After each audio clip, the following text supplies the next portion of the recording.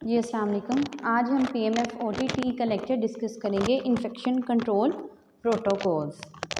आज हम देखेंगे कि इन्फेक्शन को कंट्रोल करने के लिए जो है वो हम क्या मेजर्स लेंगे कि हम इन्फेक्शन को कंट्रोल कर सकते हैं। हम हॉस्पिटल ये हमारे लिए इम्पोर्टेंट है। इन्वायरमेंट में भी, हॉस्पिटल्स में भी, घरों में भी, हर जगह पे ही इन्फेक्शन कंट्रोल जो है ना वो इन्फेक्शन को कंट्रोल करना इम्पोर्टेंट है। Infection controls are the essential measures designed to prevent and control the spread of infection with healthcare settings, communities and environment. Infection control एक इम्पॉर्टेंट मेजर्स हैं जो कि इन्फेक्शन को स्प्रेड करने में हेल्प आउट करते हैं। वो हम हेल्थ केयर जो है वो टीम के साथ, कम्युनिटीज़ के साथ अपने इन्वायरमेंट को क्लीन रख के जो है ना उसको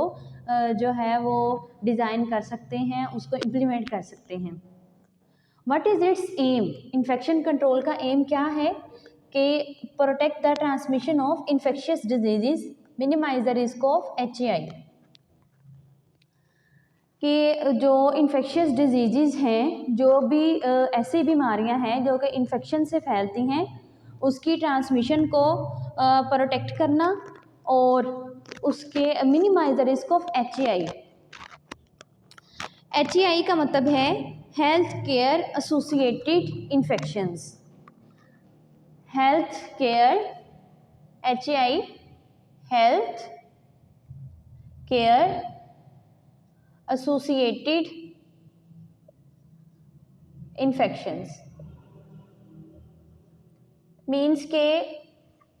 हम हेल्थ तो प्रोवाइड कर रहे हैं पेशेंट्स को, लेकिन अगर हम उसमें इस बात का ख्याल नहीं रख रहे कि इन्फेक्शन जो है वो हो सकता है पेशेंट्स को, अगर हम एसेप्टिक मेजर्स जो हैं वो नहीं यूज़ कर रहे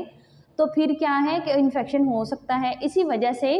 क्या है कि इसका एम्स क्या है इन्फेक्शन कंट्रोल प्रोटोकॉल्स का। एक तो जो भी इन्फेक्शियस डिजीज़ हैं, इन्फेक्शियस डिजीज़ जो कि कोई भी इन्फेक्शन से फैलती हैं, इन्फ्लुएंजा है, कफ है, TB है, ठीक है, हेपेटाइटिस है, इन्फेक्शियस डिजीज़ में आ जाता है, TB है, ट्यूबरक्लोसिस जिसको हम बोलते हैं, इसकी ट्रांसमिशन से प्रोटेक्शन रखना, और HIA हेल्थ केयर एसोसिएटेड जो भी इन्फेक्शंस हैं उससे जो है उसका रिस्क कम करना और prevent the spread of infectious disease. ये इसके एम्स हैं इन्फेक्शन कंट्रोल प्रोटोकॉल्स के, कि अगर हम इनको जो है वो अपनाते हैं हेल्थ इन्फेक्शन कंट्रोल प्रोटोकॉल्स को, वो हम देखते हैं हैंड हाइजीन है, पर्सनल प्रोटेक्टिव इक्विपमेंट्स है, आइसोलेशन प्रिकॉशंस हैं, ये सारे जितने भी हैं अगर हम इनको अपनाते हैं, हम इनको जो है वो यूज़ करते हैं, इनको फॉलो करते हैं, तो हम इन चीज़ों से जो है ना वो बच सकते हैं। हम इनसे जो है ना वो हम बीमारियां लगने का, ठीक है, तो उससे जो है ना वो हम उससे बचाव कर सकते हैं। सबसे पहले इसका इन्फेक्शन कंट्रोल प्रोटोकॉल्स में सबसे कॉमन एंड मेन थिंग आ जाती है हैंड हाइजीन। हैंड हाइजीन क्या करती है? Prevent the transmission of micro organism from one person to another. कि जब हम हैंड हाइजीन यूज़ करेंगे तो वो माइक्रो ऑर्गेनिजम्स की ट्रांसमिशन को प्रिवेंट करेगी। माइक्रो ऑर्गेनिजम्स जो कि बीमारियां फैलाने वाले ऑर्गेनिजम्स हैं, बैक्टीरिया हैं, वायरसेस हैं, ये सारे मतलब जो भी माइक्रो ऑर्गेनिजम्स मीन्स के पैथोजेनिक माइक्रोऑर्गेनिज्म जो कि डिजीजेस काज करते हैं, उनसे जो है उनकी ट्रांसमिशन जो है वो प्रिवेंट हो सकती है। कैसे? क्या हम अपने हैंड्स को 20 सेकंड तक वॉश करें, हैंड सैनिटाइज़र का यूज़ करें, perform hand hygiene before and after the patient contact. हम जो है वो वॉश हैंड्स करें सोप एंड वाटर के साथ, और पेशेंट को पहले ट्रीट करने से पहले भी और उसके जो है वो ट्रीट करने के बाद भी जो है वो हम उसको before and after the patient contact जो है वो हम हैंड हाइजीन यूज़ करें। After handling the body fluid, मतलब हमने उसके ब्लड को या उसकी वॉमिटिंग को सडन उसको हैंडल कर लिया इमरजेंसी सूरत में, तो उसको फ्लूइड को हैंडल करने के बाद जो है वो हम हैंड वॉशिंग का यूज़ करें। After touching the contaminated surface, मतलब जिस जगह पे पेशेंट लेटा है, बेड लिनन्स हैं, जो भी हम बेड की चादर्स वगैरह होती हैं, बेड शीट्स हैं, उनको टच करने के बाद उनको जो, क्योंकि वो कंटामिनेटेड हैं, तो उसके बाद भी जो है वो हम हैंड हाइजीन जो है ना वो यूज़ करें। तो हैंड हाइजीन के ज़रिए इन्फेक्शन जो है वो उसका जो है वो काफ़ी हद तक जो है ना वो हम उसको इन्फेक्शन से जो है ना वो हम खुद को भी और पेशेंट्स को भी जो है ना वो हम बचा सकते हैं। आगे आ जाता है पर्सनल प्रोटेक्टिव इक्विपमेंट्स, मीन्स के जो हम पर्सनली इक्विपमेंट्स जो हैं वो हम यूज़ करते हैं, हमारी खुद की जो पर्सनल चीज़ें हैं जो हम हेल्थ प्रोवाइड करने के दौरान यूज़ कर रहे हैं, जैसे ग्लव्स हैं, मास्क हैं, गाउन है, फेस शील्ड्स हैं एंड गूगल्स, इसको जो है ना वो हम यूज़ करें। पर्सनल प्रोटेक्टिव इक्विपमेंट्स हम अपनी खुद की यूज़ करें, हमारी पर्सनली तौर पे खुद की हो, ना कि दूसरे बंदे की। तो इससे भी जो है ना वो इन्फेक्शन काफ़ी हद तक जो है ना वो हम खुद को बचा सकते हैं। It protect the individuals from exposure to the infectious agent. आगे आ जाता है सबसे इम्पोर्टेंट थिंग मेन के आइसोलेशन प्रिकॉशंस, कि आइसोलेट कर देना हम पेशेंट्स को जो होते हैं, मतलब जैसे कि लगा लें आप मलेरिया वाले जो पेशेंट्स हैं, या फिर कफ स्नीजिंग वगैरह इस तरह के जो हैं वो पेशेंट्स हैं, तो उसको जो है वो हम अगर आइसोलेट कर दें, उनको जो है वो एक अलग रूम में शिफ्ट कर दें, उनकी जो है वो इस तरह से प्रिकॉशंस उनकी भी होगी, और जो हैं उनके पर्सन जो उनके साथ कांटेक्ट में हैं वो भी जो है ना उनकी भी प्रिकॉशन हो सकती है। आइसोलेशन प्रिकॉशंस की कुछ टाइप्स हैं, जैसे कॉन्टैक्ट प्रिकॉशंस है, आइसोलेशन प्रिकॉशंस है, ड्रॉपलेट प्रिकॉशंस हैं एंड एयरबॉर्न प्रिकॉशंस। इस तरह की हम जो है वो अगर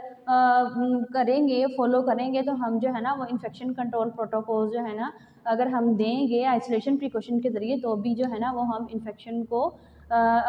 से हम बच सकते हैं। आगे आ जाता है environmental cleaning. Environmental cleaning reduce the microbial load on the surface and prevent the spread of infection, कि जो इन्वायरमेंट को अगर हम क्लीन रखेंगे, सरफेस को कंप्लीट हम इन्वायरमेंट को अगर हम क्लीन रखेंगे, तो क्या होगा कि माइक्रो ऑर्गेनिज्म्स का रेट जो है वो बहुत ज़्यादा रिड्यूस हो जाएगा, और वो इन्फेक्शन के स्प्रेड होने से भी प्रिवेंट कर सकता है। Regularly clean and disinfect the surface, medical equipments and patient care items. Regular जो है वो हमें क्लीन करनी चाहिए वो सरफेस को, जो भी हम मेडिकल इक्विपमेंट्स जो हैं, सीज़र वगैरह है, थर्मामीटर है, जो भी हम यूज़ कर रहे हैं उसको डिसइंफेक्ट करना, और पेशेंट केयर की जो भी आइटम्स हैं उसको जो है वो डिसइंफेक्ट करना, उसको साफ़ रखना, ये भी करने से हम जो है ना वो इन्फेक्शन से बच सकते हैं। आगे आ जाता है safe injection precautions. Most important thing है कि सेफ़ इंजेक्शन प्रिकॉशन से बहुत ज़्यादा हद तक जो है ना वो इन्फेक्शन जो है ना वो प्रिवेंट हो सकता है। फॉर एग्ज़ाम्पल कि अगर हम जो है अगर उस नीडल को या फिर हम सिरिंज को दोबारा से रीयूज़ ना करें, ठीक है, तो इससे भी जो है वो हम इन्फेक्शन से हम बच सकते हैं, और एसेप्टिक टेक्निक्स को यूज़ करें,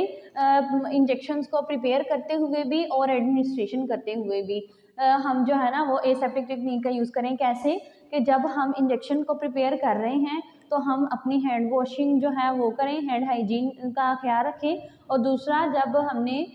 उसको इंजेक्शन को फिल करना है तो जो उसकी ऊपर वाली वायल होती है, कोशिश करें तो उसको जो है ना वो हम टच ना करें, तो सेफ नीडल और सिरिंज का जो है वो प्रॉपर से यूज़ करें, दोबारा से यूज़ की हुई सिरिंज को हम दोबारा से यूज़ ना करें, तो इससे जो है ना इन्फेक्शन जो है ना वो हम उससे प्रोटोकॉल हासिल कर सकते हैं, प्रिवेंट जो है ना वो हम इन्फेक्शन जो है ना वो उससे बचा जा सकता है। आगे आ जाता है वेस्ट मैनेजमेंट। और दूसरी बात ये कि प्रिपरेशन के दौरान भी, और जब हमने एडमिनिस्टर करना है तो उस साइड को भी पहले अच्छे से जो है ना वो जहाँ पे हम इंजेक्शन को इंजेक्ट कर रहे हैं, तो उसको भी जो है ना वो हम अच्छे से पहले साफ़ करें, तो फिर जो है ना वो हम इंजेक्शन को एडमिनिस्टर करें, तो इससे जो है ना वो सेफ़ इंजेक्शन प्रिकॉशन हो सकती है। आगे आ जाता है वेस्ट मैनेजमेंट, कि proper disposal prevent the spread of infection. ये तो एक कॉमन सी बात है कि जब हम किसी भी चीज़ को प्रॉपरली डिस्पोज ऑफ करेंगे तभी हम जो है ना वो इन्फेक्शन से जो है ना वो बच सकते हैं। Use appropriate container for the sharp waste. Needles को, सिरिंजेस को जब हमने डिस्पोज ऑफ करना है तो हमने ऐसे ही उनको नहीं फेंक देना, या डिप्स वगैरह जो भी हम यूज़ कर रहे हैं तो हमने जो है ना उसको वैसे ही डिस्पोज ऑफ नहीं करना, बल्कि हमने उसको शार्प जो हमारे कंटेनर्स होते हैं उससे उसकी नीडल्स को कट करके हमने फिर फेंकना है, ताकि उससे जो है ना वो इन्फेक्शन से हम बच सकें। आगे एजुकेशन एंड ट्रेनिंग है कि education health care workers are knowledge about the infection control measures, के जो भी हेल्थ केयर प्रोवाइड कर रहे हैं उनको जो है वो ट्रेनिंग दी जाए, उनके सेशंस लिए जाएं, ताकि वो लोगों को भी जो है ना वो अवेयरनेस दे सकें इन्फेक्शन कंट्रोल पे। तो एजुकेशन एंड ट्रेनिंग भी जो है ना ये बहुत ज़्यादा इम्पोर्टेंट है इन्फेक्शन कंट्रोल में, तो ताकि ये लोगों में अवेयरनेस पैदा करें और वो इन्फेक्शन कंट्रोल पे फोकस करें। आगे आ जाता है surveillance and reporting, report the infectious disease as required by the public health outbreaks, sorry public health authorities, कि किसी भी ऐसे इलाके में जहाँ पे इन्फेक्शियस डिजीज़ जो हैं वो बहुत ज़्यादा फैल रही हैं, या फिर हमें किसी ऐसे बंदे को लगा है कि उसको डिजीज़ है, तो हम उसको जो है ना वो पब्लिक हेल्थ अथॉरिटीज़ को जो है वो हम उसको रिपोर्ट करें, ताकि जो है ना वो बाकी लोग उससे जो है ना वो बच सके बीमारी से। जैसे कुछ लोग होते हैं सोशल स्टिग्मा की वजह से मीन्स को खुद को अशेम फील करते हैं अगर उनको HIV है, लेकिन हमें एक हेल्थ केयर प्रोवाइडर्स के तौर पे हमें हेल्थ अथॉरिटीज़ को रिपोर्ट करना चाहिए, ताकि जो है ना वो बाकी लोग इससे बच सकें। वैक्सीनेशन प्रोग्राम हमें जो है वो करवाना चाहिए, ताकि वैक्सीनेशन मीन्स कि जो बच्चों को भी लगवाते हैं हेपेटाइटिस B है, इन्फ्लुएंज़ा है, और जितनी भी पोलियो की वैक्सीन है, ये सारी हमें वैक्सीनेशन का जो प्रोग्राम करवाना चाहिए, लोगों को इनकरेज करना चाहिए, ताकि जो है ना वो इन्फेक्शन से बचा जा सके। ये था हमारा आज का topic infection control protocols, important topic है, और ये आई होप कि आपको समझ आ गया होगा। मिलते हैं नेक्स्ट वीडियो में, टिल देन टेक केयर, अल्लाह हाफिज़।